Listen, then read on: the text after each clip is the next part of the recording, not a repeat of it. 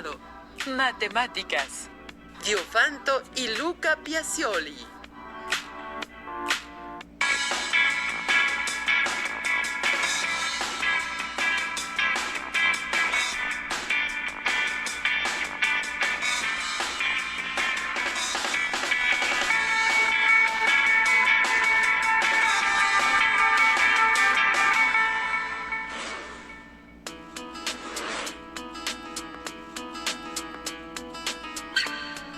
Bienvenidas y bienvenidos estudiantes de primero de secundaria. Soy el profesor Felipe de Jesús Matías Torres y estaré con ustedes en esta sesión de Aprende en Casa. Las matemáticas han sido parte cotidiana, las usamos por ejemplo en el comercio, en las construcciones y hasta en la tecnología más avanzada. Pero esto no siempre fue así.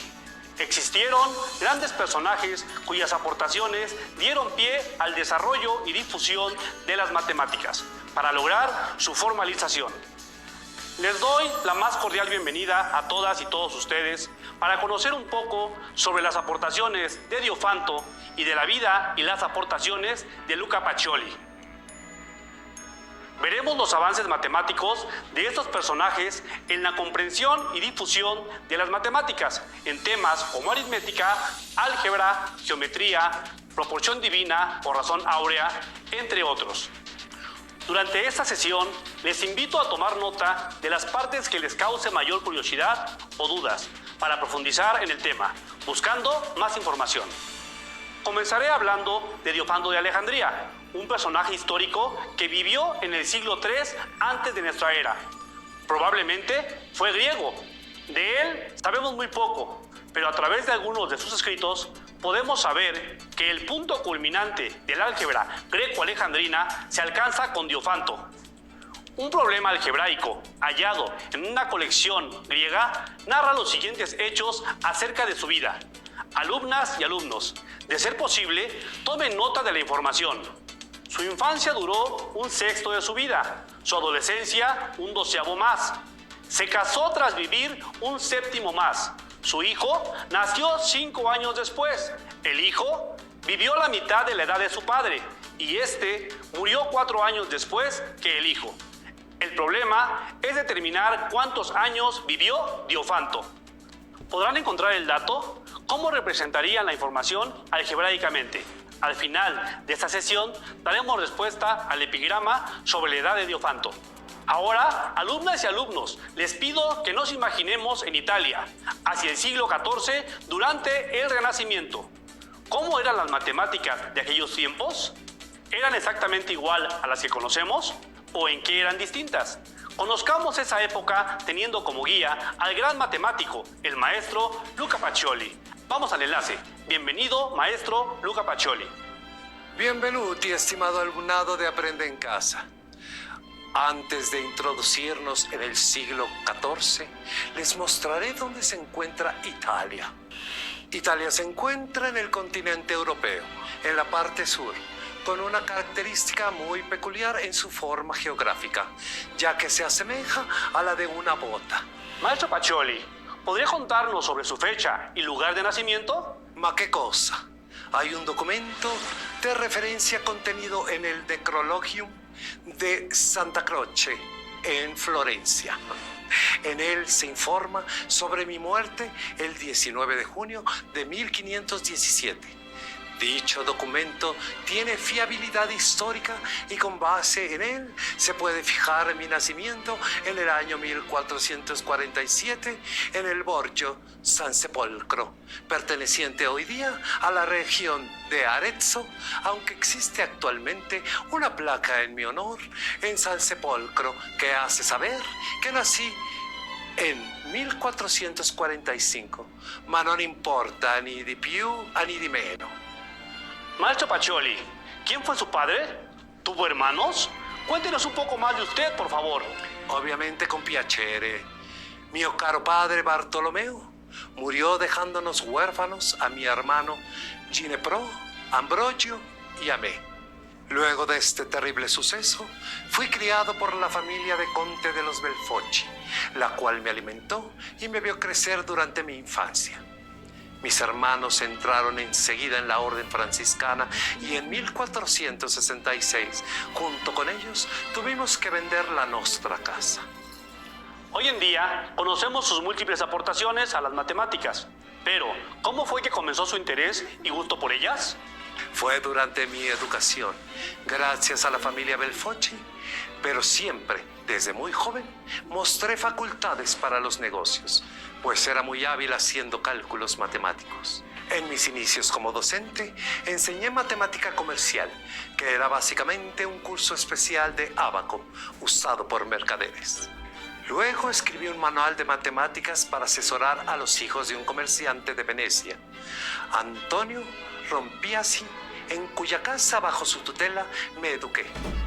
Después en Roma, al estar en casa de León Battista Alberti, se me abrieron las puertas al mundo intelectual entre arte y ciencia.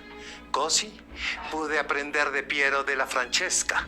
Luego de la muerte de Alberti, tomé el hábito franciscano y peregriné por varios lugares. Entonces, ¿se dedicó a labores eclesiásticas o religiosas, por así decirlo? Per niente, quise decir para nada, en lo absoluto. Mi verdadera vocación fue otra. Enseñé en Perugia y en Florencia, en la llamada Flor del Mundo. Tuve la oportunidad de leer textos sobre las proporciones. Aprendí de la mano de Piero della Francesca una manera de pintar considerando el uso de regla y compás para dotar a la imagen de proporción. Asimismo, conocí y comprendí la aritmética de Leonardo Pisano, mejor conocido como Fibonacci, la geometría euclidiana, y pude analizar las obras de Giordano Nemorario, Biagio Pellacani da Parma, Prodocimo Baldomandi, Alberto de Sejonia y del Tratado de Ábaco de Piero. Maestro Pacioli, qué interesante todo esto que nos cuenta. Pero cuéntenos un poco más. Seguramente en casa están muy interesados en seguirlo escuchando. Para finales de los años 80 del siglo XV, era yo considerado el docente más famoso de Italia. Mi estancia era solicitada en diversos lugares, por ejemplo, Nápoli, en donde enseñé los aportes de Euclides. Maestro, ¿y qué nos puede contar sobre sus obras? Una de mis obras, Suma, fue inspiración de varios grandes matemáticos. En esta obra hice un aporte interesante sobre los poliedros regulares. Veamos. Primero, observamos que estos son cuerpos geométricos cuyas caras, lados o aristas y ángulos son iguales. Por ejemplo, el tetraedro está formado por 4 triángulos equiláteros y se asocia con el elemento fuego. El octaedro es considerado el elemento aire. Se forma con 8 triángulos equiláteros. El icosaedro, asociado al agua, está formado por 20 triángulos equiláteros. También está el hexaedro, mejor conocido como cubo, cuyo símbolo es la Tierra y está compuesto de 6 caras cuadradas. Por último, el dodecaedro, compuesto por 12 superficies pentagonales, es asociado con el cielo. Estos 5 cuerpos sólidos aparecen desde el libro del Timeo de Platón hacia el 360 antes de nuestra era. Maestro, pero si como nos cuenta, estos sólidos ya existían desde esa época, ¿cuál fue su aporte entonces? Pues, permítame contarles, mi obra, Compendium de Divina Proportione, además de ser diferente en cuanto a estilo y contenido, es la primera en presentar novedades importantes en la creación de nuevos poliedros no conocidos.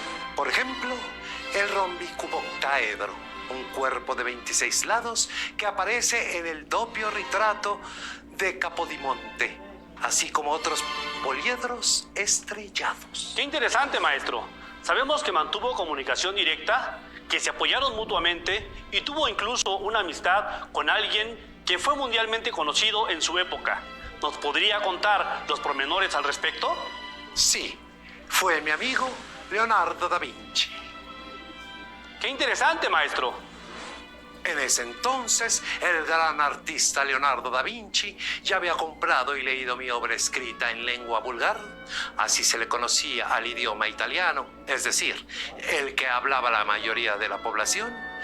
Leonardo, quien era considerado una eminencia en escultura y pintura, siempre hacía honor a este nombramiento, ante cualquiera. Con respecto a su famosa pintura, El Cenáculo, conocida por ustedes como La Última Cena, siempre la consideré como una muestra ejemplar de pintura entendida como una fiel imitación de la naturaleza fundada en las disciplinas matemáticas. Leonardo buscaba en mí aportaciones a sus obras, los fundamentos de la geometría euclidiana, así como el apoyo para acceder lingüísticamente a la matemática clásica, y le ayudaba con el obstáculo de no saber dominar el latín. Él me apoyó mucho en ello y en encontrar la mejor solución para representar los poliedros regulares y dependientes de mis 60 tablas. Para cubrir la parte visual de mi escrito, la Divina Proportione. Por favor, maestro Pacioli, hagamos una pausa para mostrar a las alumnas y alumnos los 5 sólidos platónicos mencionados con anterioridad y, al mismo tiempo, mostrar algunos cuerpos elaborados con sus conocimientos en geometría.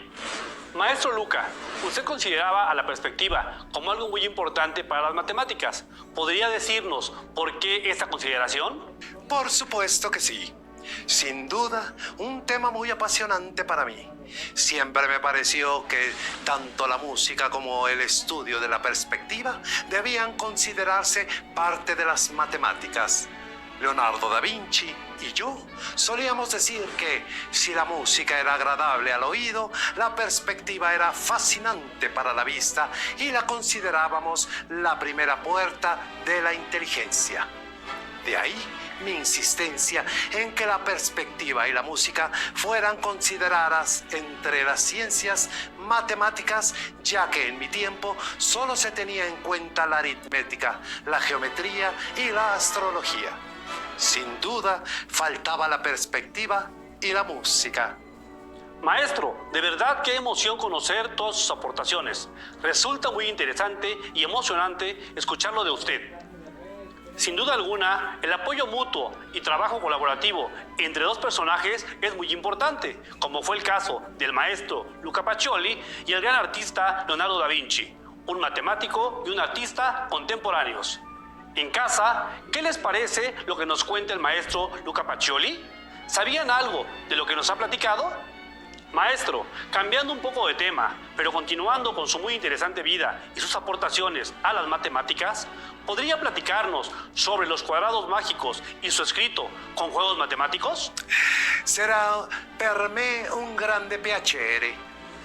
En el apartado 72 de mi libro sobre juegos matemáticos titulado Números en el cuadrado, dispuestos según los astrónomos de tal modo que todas las líneas suman lo mismo, esto desde manera vertical, horizontal y diagonal. Los antiguos astrónomos como Ptolomeo, Albumazar, Alí, Alfragano, Gerber y otros le han asignado a cada planeta una serie de números apropiados colocados en un cuadrado que dan siempre para cada línea la misma suma. El número asignado se refiere al número de casillas de las que está compuesto el cuadrado. 9 para Saturno, es decir, un cuadrado de 3 por 3. 16 para Júpiter, de 4 por 4. 25 para Marte, de 5 por 5. 36 para el Sol, de 6 por 6. 49 para Venus, de 7 por 7. Mercurio 64, 8 por 8. Y 81 para la Luna, es decir, de 9 por 9 casillas. Y las constantes denominadas mágicas de las sumas de cada cuadrado para cada línea, ya sea vertical, horizontal o diagonal, sería 15 para Saturno, 34 para Júpiter, 63 para Marte, 111 para el Sol, 175 para Venus, 260 para Mercurio y 369 para la Luna. Estimado maestro Felipe, sería entretenido y útil para sus alumnos intentar realizar algunos de estos cuadrados mágicos. ¡Qué buena idea, maestro! Seguramente en casa conocen en qué consisten estos cuadrados mágicos y los han completado en diferentes lecciones de matemáticas. Los más comunes son los de 3×3 cuadrados o casillas. ¿Los recuerdan? Por si los estudiantes no lo recuerdan, aprovechando su aportación, vamos a mostrar la imagen de un ejemplo del cuadro mágico de 4×4 que aparece en la obra de Alberto Durero, Melancolía, de 1514, en el que dicho cuadrado mágico aparece en la parte superior derecha debajo de una campana. Los invitamos en casa a realizar el cuadro mágico de 3×3 y el de 5×5, procurando que la suma de cada columna, fila y diagonal sea considerando las constantes mágicas sugeridas para Saturno igual a 15 y Marte 63 respectivamente. Consideren números naturales consecutivos de 1 a 9 y del 1 al 15 respectivamente. Será entretenido hacerlo de manera individual. Al final de esta sesión les daré una clave geométrica para dar solución a cualquier cuadrado mágico de 3×3, siempre y cuando los intervalos entre uno y otro número sean constantes. Ahora que lo menciona, maestro Felipe, la relación que me une a Durero, más que el contenido de nuestra obra y el estilo matemático, es que ambos nos encontramos en nuestra época y contexto cultural, con el deseo de matematizar las artes y la técnica, recurriendo para ello a la geometría de los elementi de Euclides. Ambos contribuimos a crear una conexión entre matemáticas y técnica, abriendo paso a la nueva ciencia. Vigilé la impresión de mi obra de la Divina Proporzione a cargo de mi impresor de cabecera, Paganino Paganini. Además de insertar las tablas para el trazo de los sólidos propuestos elaborados por mi amigo Leonardo da Vinci, muestro en mis escritos cómo elaborarles paso a paso. También implementé la forma de trazar las letras del alfabeto, como ya se conocía en Venecia y Padua, de las escuelas de Mantegna y Felice Feliciano. En mi época, el uso de la imprenta estaba en auge y esta forma de trazar las letras fue de mucha ayuda. El libro contiene el tratamiento de los 5 cuerpos regulares, cuyas formas escondidas hasta ahora a los vivientes toma por primera vez una configuración espacial visible en las tablas dibujadas por Leonardo da Vinci. ¿Podría enseñar a sus alumnos las figuras de las que le hablo? Y alguna de las propuestas para trazar de manera geométrica las letras del alfabeto de manera proporcional. Con todo gusto, maestro. Alumnas y alumnos, observen las figuras que nos sugiere el maestro Pacioli y la forma en que propuso en esa época. Trazar las letras del alfabeto siguiendo formas geométricas y de manera proporcional. Maestro Pacioli, le sorprendería saber que en la actualidad existe una gran cantidad de tipografías gracias al uso de la tecnología, pero siempre es bueno tener el conocimiento de los fundamentos que las originaron. Otras de sus aportaciones las observo en sus figuras, que hoy conocemos como prismas y pirámides sobre sus columnas lateradas. En ellas, usted sugiere que la relación entre los nombres de las columnas lateradas y su respectiva pirámide sea en referencia a los lados del polígono de la base. También menciona la relación volumétrica: 1/3 del volumen de la columna equivale al volumen de la pirámide con altura y bases iguales. Maestro Pacioli, quiero preguntarle cuál fue el principal motivo por el cual publicó la Summa Aritmetica, Geometria, Proporzioni e Proporzionalità en lengua materna, es decir, en italiano.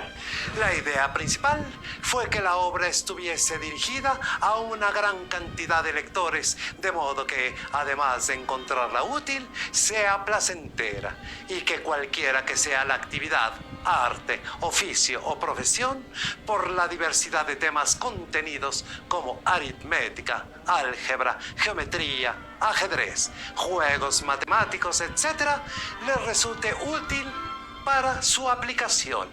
Es necesario mencionar las fuentes o autores usadas para elaborar dicho escrito, entre ellos Euclides, Boecio, Leonardo de Pisa, alias Fibonacci, Giordano Memorario, Biafio, Pelacani da Parma, Johannes de Sacrobosco y Prodóchimo de Valdemandis, de los cuales me declaro en deuda, además de mi maestro, Piero de la Francesca. Siguiendo con esta conversación, ¿podría platicarnos por qué razón es usted considerado, además, el padre de la contabilidad? Claro que sí. Aunque no fui yo quien inventó la partida doble, sí fue el primero en explicar teórica y completamente la contabilidad por partida doble, a lo que llamé sistema veneciano. Trataré de exponer de manera breve en qué consiste dicho sistema contable. El sistema veneciano, en primer lugar, consistía en 1. Relacionar completamente todos los bienes, es decir, en la disposición de las cuentas, el registro de los créditos y de débitos en los 3 libros principales de los mercaderes, que eran el borrador, el diario y el libro mayor. En el borrador, el comerciante debe anotar todos los bienes, pequeños o grandes, que lleguen a manos día por día y hora por hora. El diario, en cambio, es el libro secreto del comerciante, en el cual se anota cada 4, 5 o bien 8 días todas las operaciones registradas en el borrador, especificando de forma abreviada la mercancía, su número, peso y medida, valor y periodo en el que las mercancías deben ser compradas o vendidas, las condiciones financieras y personas interesadas. En cada tipo de operación se registran las partidas con 2 términos. Uno se dice por y el otro se dice a. Con el por se denota siempre al deudor y con el a se denota al acreedor. En el libro mayor, a diferencia del diario, agrupa los asientos con base en su naturaleza, es decir, mercancías, empresas, etc., a modo de tener una anotación general y abreviada de los negocios. Este registro ordenado permitiría tener idea de cada movimiento con rapidez, tanto para débito como para el crédito. En verdad, maestro, me queda claro por qué sus aportaciones han sido dignas de reconocimientos y han sido muy útiles a lo largo de los tiempos, pues fueron y son la base para la creación de hojas de cálculo para el registro contable, pero ahora con ayuda de la tecnología. Este tiempo ha sido muy grato escucharlo y no quisiera despedirme sin escuchar cuáles eran algunos de los pasatiempos en la época en que vivió. En mis tiempos hice un pequeño escrito en el que describo la vida cultural de las cortes italianas y sus pasatiempos, entre ellos rompecabezas, adivinanzas y lógica ajedrecista, en el que también establezco los cambios realizados a las reglas del juego entre los siglos XV y XVI en 114 partidas, unas realizadas al modo antiguo y otras al modo moderno, denominado a la rabiosa, en la que se otorga mayor libertad de funciones a la reina y a los alfiles. También en mi obra de Viribus Quantitatis encontrarán problemas de aritmética y geometría recreativas. Yo las compilaba para mis estudiantes, pero también les servían a duques, marqueses, príncipes y ahora también a su alumnado. Muchas gracias, maestro Pacioli Dalborgo Sansepolcro, por venir a platicar de su vida y de sus obras. Ha sido un gusto escucharlo y conocer un poco más de sus muchas aportaciones a las matemáticas, que sin duda siguen vigentes o fueron muy importantes para nuevas aportaciones de otras grandes figuras matemáticas de la historia. Grazie insegnanti e grazie estudianti por escucharme y por aún recordarme y rescatar mis obras en beneficio del conocimiento actual. Fue un gusto charlar con ustedes a más de 500 años de mi época. Arrivederci. Hasta pronto, Luca Pacioli. Seguramente pensaron que había olvidado apoyarles con la solución al cuadrado mágico de 3×3. Con la información dada por Luca Pacioli, será interesante buscar los textos de esa época y profundizar en dicho conocimiento. Veamos el cuadro mágico de Saturno con los números del 1 al 9, en un intervalo constante de 1 en 1. Una estrategia es colocar los números de menor a mayor, siguiendo el camino que muestran las flechas. Seguramente llegaron a la misma solución, pero si no coincide, pueden rotar dicha respuesta y en alguna posición coincidirá. Incluso pudo quedar como vista en un espejo, siendo 8 posibles formas de resolverlo. Sin embargo, la clave geométrica es la siguiente y aplica para cualquier cuadrado mágico de 3×3, siempre y cuando se mantengan intervalos iguales entre los números. Incluso pueden usar números decimales, negativos y fracciones. Otro punto importante a considerar es que al ordenar los números correspondientes, el valor central siempre irá al centro del cuadrado, aunque los otros valores queden rotados, como se mencionó arriba. Les dejo algunos ejemplos de cuadrados mágicos con distinto intervalo entre los números que lo conforman, siguiendo la regla geométrica. Sin embargo, cuando realicen las sumas verticales, horizontales y diagonales, se sorprenderán. Casi olvido retomar el epigrama sobre la edad de Diofanto de Alejandría.